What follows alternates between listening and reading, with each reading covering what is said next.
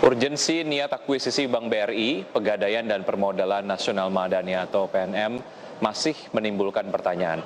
Bahkan dilihat dari sisi kebutuhan, urgensi menggabungkan Bank BRI, Pegadaian dan PNM terlihat tidak mendesak. Hal ini dikuatkan dengan komitmen pemerintah dalam memperkuat kebijakan sektor UMKM.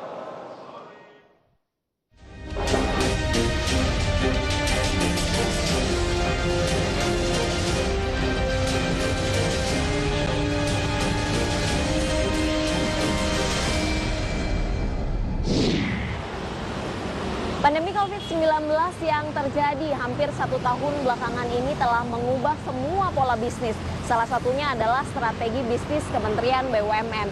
Tak ingin terhimpit oleh dampak pandemi COVID-19 lebih dalam lagi, Kementerian BUMN berencana akan melakukan akuisisi pada PT Pegadaian Persero, PT Permodalan Nasional Madani Persero, dan PT Bank Rakyat Indonesia Persero Tbk atau BRI.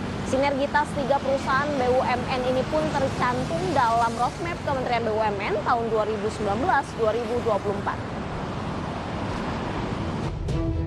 Kementerian Badan Usaha milik negara akan segera mensinergikan PT Pegadaian Persero dan PT Permodalan Nasional Madani Persero atau PNM dengan PT Bank Rakyat Indonesia Persero Tbk.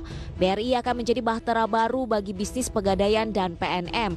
Sinergi antar perusahaan plat merah ini dilakukan lantaran akses pendanaan kedua entitas tersebut dinilai relatif mahal. Misalnya saja yang terjadi pada Permodalan Nasional Madani, bahwa pendanaan bahkan memiliki bunga hingga 9%, terlalu tinggi. Keinginan BUMN tersebut langsung disampaikan Menteri BUMN Erick Thohir.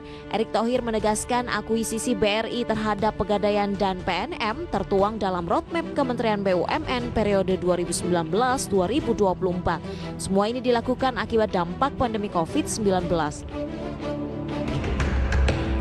Sinergi dan akuisisi ini untuk mendukung usaha ultra mikro dengan skema holding yang diharapkan dapat berkontribusi positif di industri UMKM yang bertujuan untuk efisiensi biaya dana atau cost of fund, membentuk sinergi jaringan dan sinergi digital antara pelaku usaha UMKM.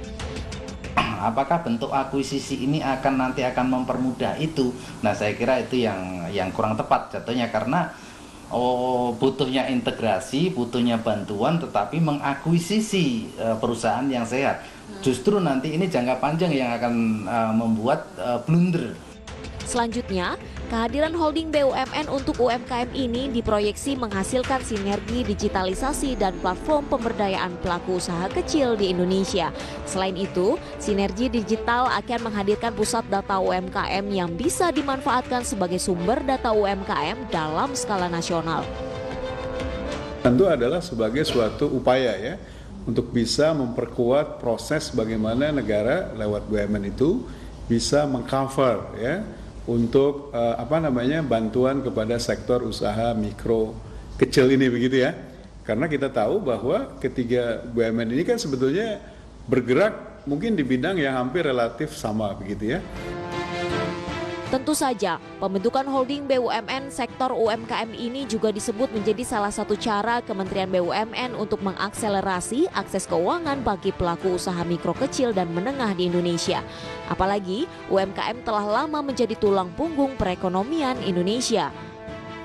Asosiasi mesti diikutsertakan, diajak serta di dalam merumuskan upaya-upaya untuk memberdayakan ataupun menyusun polisi yang berkenaan dengan pembangunan usaha kecil, usaha mikro dan usaha menengah. Ya.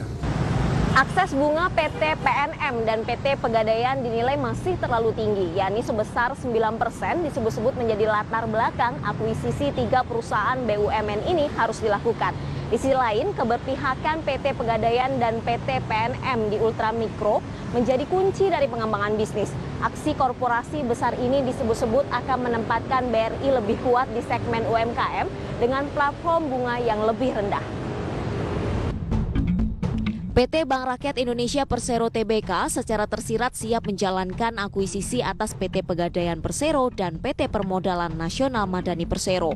Apalagi aksi korporasi besar ini dapat memperkuat posisi BRI dalam pengembangan bisnis usaha mikro kecil dan menengah, terutama di sektor ultramikro melalui fasilitas kredit usaha rakyat atau KUR. Target dari akuisisi BRI ini adalah porsi pembiayaan UMKM dapat meningkat hingga 85%, di mana BRI akan menyasar segmen unbankable. Segmen ini termasuk produktif poor yang diyakini memiliki pangsa pasar UMKM sangat besar, di mana ternyata segmen ini selama ini digarap oleh perusahaan pembiayaan non-bank BUMN, yaitu Pegadaian dan Permodalan Nasional Madani. Pemerintah tetap memberikan subsidi bunga sebesar 7,6 triliun sehingga para pelaku UMKM hanya perlu mengangsur bunga kredit sebesar 3% selama 6 bulan. Sementara itu BRI selama ini merajai penyaluran kredit UMKM, bahkan hingga September 2020, porsi portofolio kredit UMKM mencapai 80,65% dari total kredit mencapai 935,35 triliun rupiah. Pengamat ekonomi menilai aksi korporasi BRI terhadap Pegadaian dan PNM ini justru akan memperbesar aset BRI yang hingga saat ini tercatat sudah mencapai 1.447,85 triliun rupiah. Hal ini akan membuat BRI semakin tumbuh menjadi raksasa di sektor keuangan mikro. Selain itu, aksi akuisisi ini tak hanya menguntungkan BRI, perusahaan plat merah Pegadaian dan PNM juga akan semakin kuat. Murah dulu. Nah, apakah bunga murah ini diperlukan saat ini oleh Pegadaian? Itu saya kira belum saat ini. Karena apa? Karena memang Pegadaian tidak ada isu dengan permodalan. Secara progres, aksi korporasi besar ini akan semakin mengukuhkan BRI sebagai pemain utama di segmen usaha mikro kecil dan menengah. Mega konsolidasi ini juga akan menjadi sentimen positif bagi nilai aset BRI. Selain itu, dengan adanya akuisisi ini, kredit usaha rakyat sektor UMKM diharapkan mendapatkan suku bunga yang rendah. Kedua, dalam rangka juga mengefisienkan ya sumber-sumber pendanaannya misalnya ya. Maka itu saya kira ide ini mungkin bisa menjadi suatu ide yang secara garis besar bisa memberikan tanda petik efisiensi dan efektivitas.